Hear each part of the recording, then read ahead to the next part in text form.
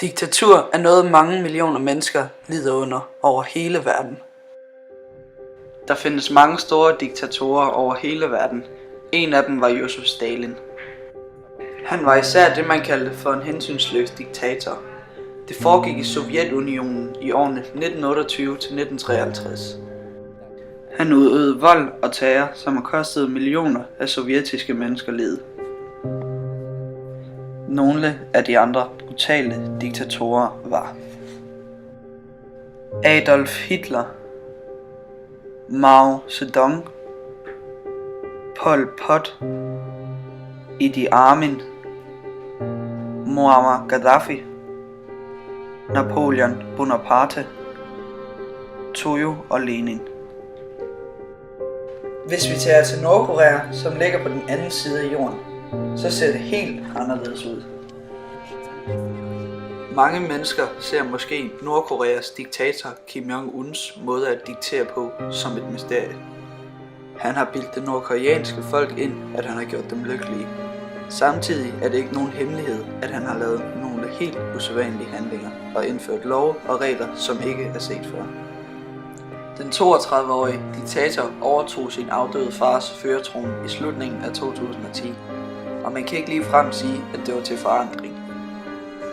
Eksempelvis, da Kim valgte at stoppe sit rygerforbrug, besluttede han fra den dag, at det var ulovligt at ryge i Nordkorea.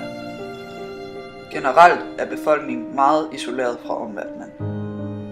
Oven i købet også fordi, at de ikke har adgang til internettet på samme måde som os. Han styrer nordkoreanerne på den måde, han har lyst til, og man kan ikke ligefrem sammenligne deres menneskerettigheder med vores. Det ligner langt fra hinanden.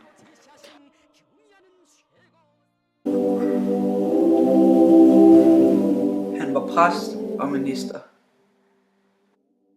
Han var en talentfuld taler. Han var et kærligt familiemenneske. Han kæmpede hårdt for frihed og menneskerettigheder. Han stod inden for ærlighed og retfærdighed. Han tog situationen i egen hånd.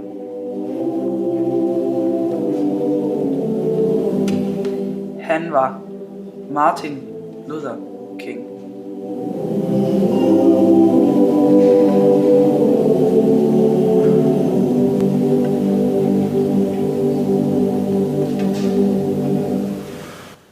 Martin Luther King var en mand, der ændrede i den amerikanske historie. Det kostede ham desværre hans liv. På trods af dødstrusler og fængselsstraffe kæmpede han for borgerrettigheder og stemmeret for alle afroamerikanere i USA. Han bekæmpede raceadskillelsen, som samfundet havde bygget op i slavetiden. Han har gjort en markant forskel for de sorte og deres rettigheder i USA.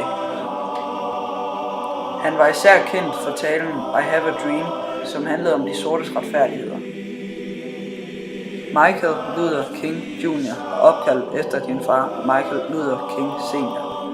Men da Michael Jr. blev 6 år, ændrede hans far hans navn til Martin i respekt for tyske reformator Martin Luther. Han blev født hos en meget kristen familie i 1929. Han døde i Memphis, Tennessee den 4. april 1968. Because there are literally